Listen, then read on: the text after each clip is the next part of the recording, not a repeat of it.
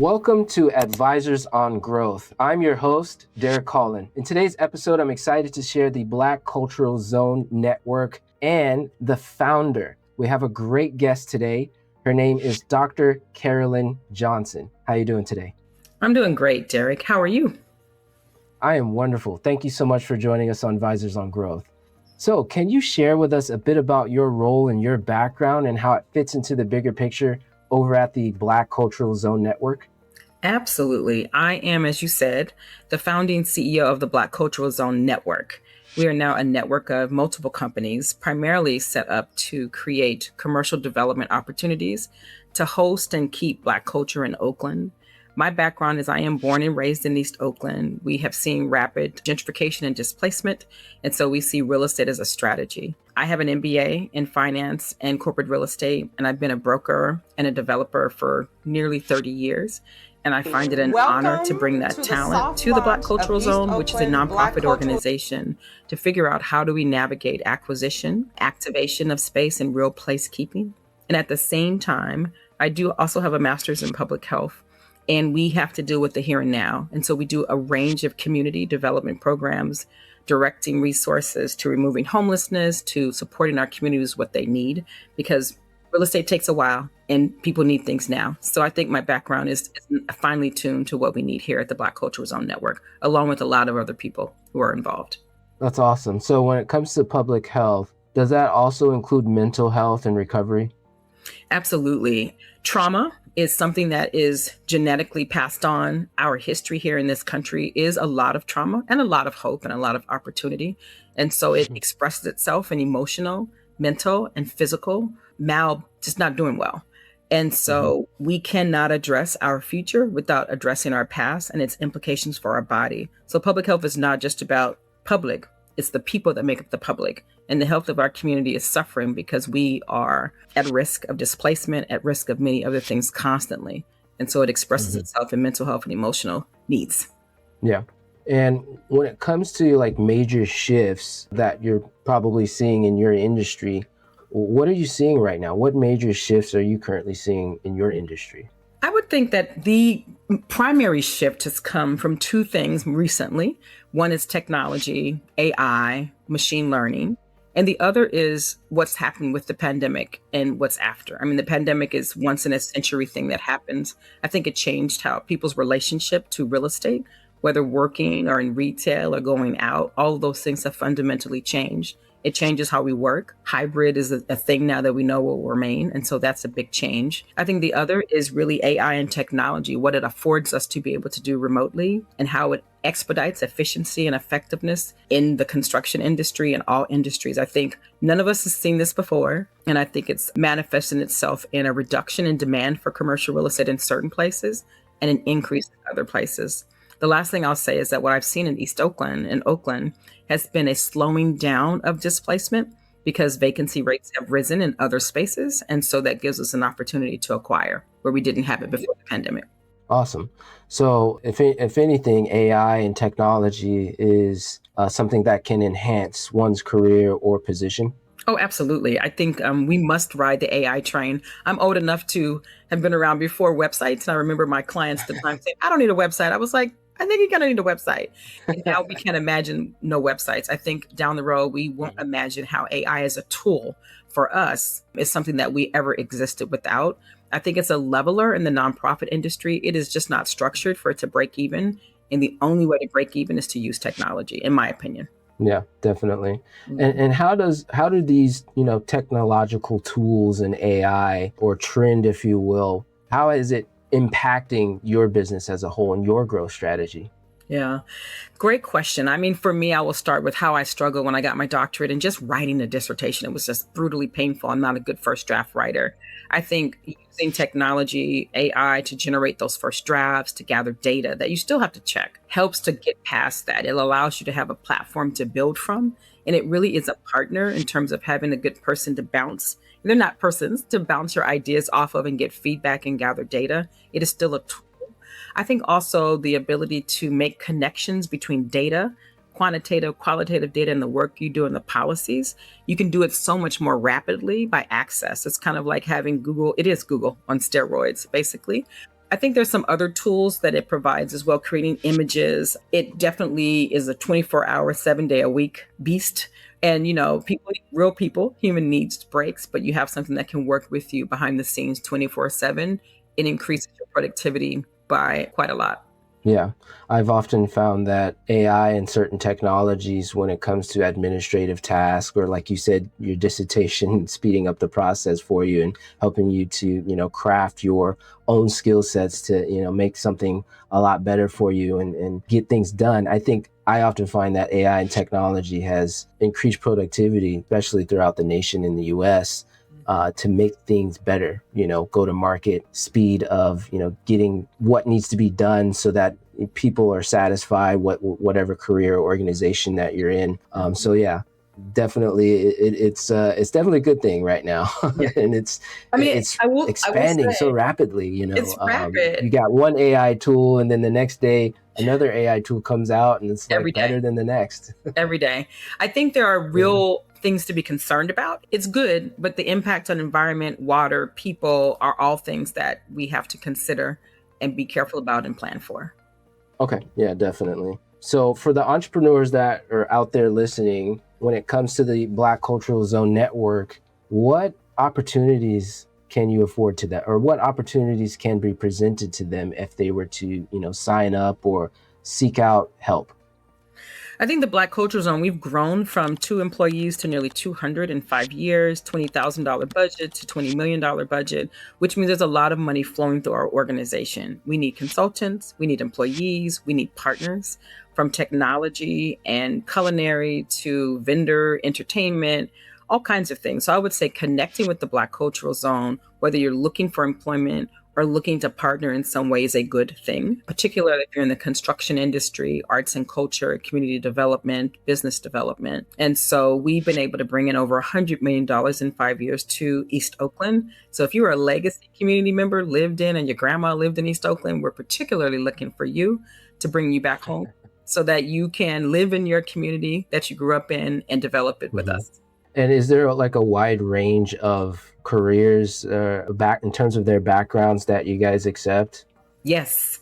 Across our organization, we have pathways. So there's a pathway from being an assistant to being a CEO, if that's a track that you want. We have the COO track, which is really more operations and technology and infrastructure. We have a chief experience officer track, marketing, engagement, and experience that you create brand management. We have a CFO track as well if you're a finance accounting person. We have a chief program officer track if you like program management. And of course, we have our real estate track, which has chief project officers who manage real estate activities, but also those who administer support for real estate if you're a facilities management person. So everything that you would see in a development corporation and a nonprofit organization, there are tracks that you can follow to get to that pathway.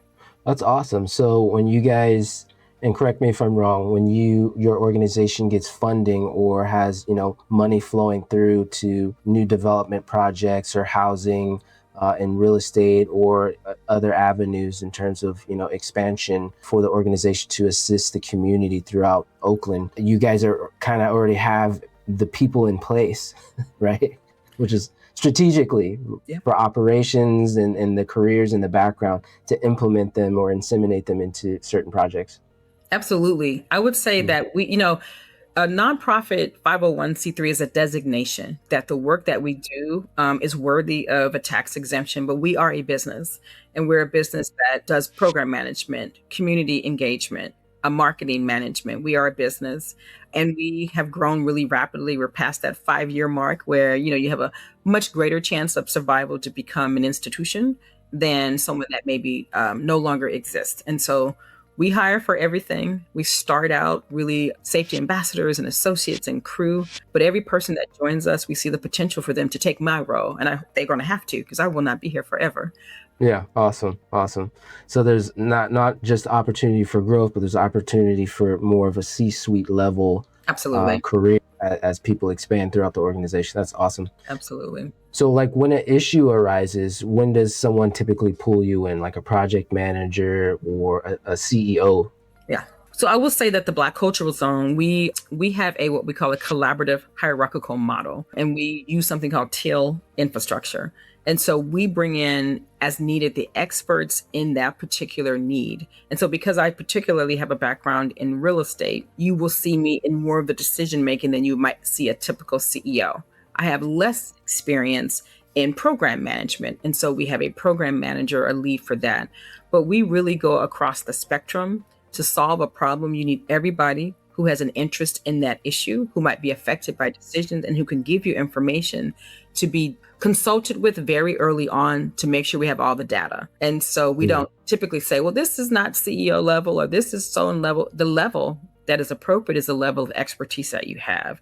So you'll see me in some things that you would not see a typical CEO in, and other things hands off. When it comes to art and culture, I am not an artist. You don't want me in the room. You want somebody who knows what they're talking about. I can tell you how to raise the money, how to operationalize it, but you see to expertise. Broadly speaking, my role is as CEO, is to make sure that we're headed in the direction that our visioners sought for the Black Cultural Zone, that we raise the money that we need, that we have the partners that we need, and that we use public policy and advocacy to make that path smoother for where we want to go. That's my ultimate role. Awesome. So what's working well for you right now? What's working well for Black Cultural Zone, and what's been frustrating? Great question. I think what is working well is that we have been able to do the work of supporting our community and raise money from a wide variety of sources. I do not want to be dependent on just government or just certain kinds of funding. What is also working well is that we've raised enough money to buy what I would establish as our first level of our portfolio, about 11 properties that are owned free and clear, and which gives us a lot of vantage point. I think what's also working, which is really important for me, is that the community that we serve, they know who we are, they know the benefit to them, and they believe in the mission. Not everything works well, though. I think as a startup organization that started right at the beginning of the pandemic, we were growing very rapidly. There are certainly, I would say, in terms of managing human resources, there's always challenges. It was a very challenging time. We're in a different time. And so that turnover, which happens in early stage startups, is always challenging. I think another challenge is really, how do we navigate the political, economic, and technological waters? I think I finally accept that the constant, and is cliche, is change. And that in fact, there will never be a homeostasis where, oh, wow, I come and I do these 7 things today. And you have to gird yourself for that. It is not typical, but I think that's the way the world will be for a very long time. Yeah. And is there certain metrics that you're most focused on right now improving, whether it's like passive or active, internal operations? Yeah, you asked sort of what are the metrics that monitor and that matter. One is the percentage of our SOPs, standard operating procedures, that are automated in this new hybrid world with so many things going on. The second metric is really our days of cash on hand, which we want to stay above 90 days, which is really very difficult to do in a nonprofit, because at the end of the day, we can maneuver a little bit, but we're going to need 90 days to move things out. And with funding being restricted or removed for various reasons, we need to have cash on hand. And then the final, I'd say, is around the human metric, around how people are doing in their roles. Are they happy? Are they effective? And are they efficient? We were nominated one of the top organizations by our employees, our staff members, to work at. Is something that we want to keep and improve on. Awesome. Where do you want the Black Cultural Zone to be, or the Black Cultural Zone Network, rather, to be in the next 6 to 12 months and beyond?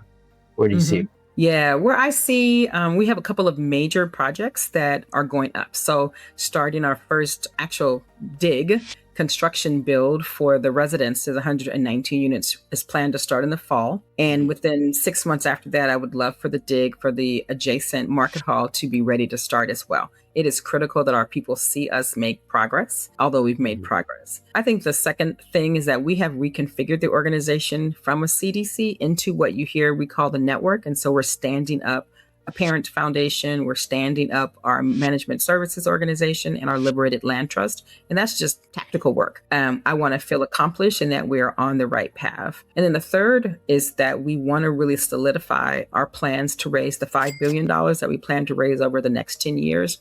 What is the pathway? and that we can see it and the infrastructure needed. Those are the things I would love to see in the next 6 to 9 months completed. Awesome. So you mentioned the goal, get that dig going, and it sounds like a big project, $5 billion. Can you talk a little bit more about that? Sure. So the East Oakland Black Cultural Zone is a 60 by 60 square block area, which is the equivalent of the island of Manhattan. And so to make a cultural zone, one building will not be sufficient. So we've divided that 60 by 60 square block area into 12 to 14 commercial districts. Each commercial district, we want to have 2 to 3 very large ground up new developments that each cost around $100 million a piece. But one of the things that we also want to do is to acquire property around our big developments and establish those as early sort of entries into the district activity. Small venues, spaces for outdoor eating, so that when the big projects are done, it's being opened up in a space that has already been developing some vibrancy. And so that adds more money to the table. And so when you multiply, 12 districts by $500 million on average, you get to the $5 billion figure. This will take more than 10 years to do. It won't be all equity. It'll be debt and tax credits and other things. But that's what we believe it takes to really make a 60 by 60 square block a cultural zone. Awesome. Well, I'd like to thank you, Dr. Carolyn Johnson, for joining me on the Advisors on Growth podcast today. It's been a pleasure.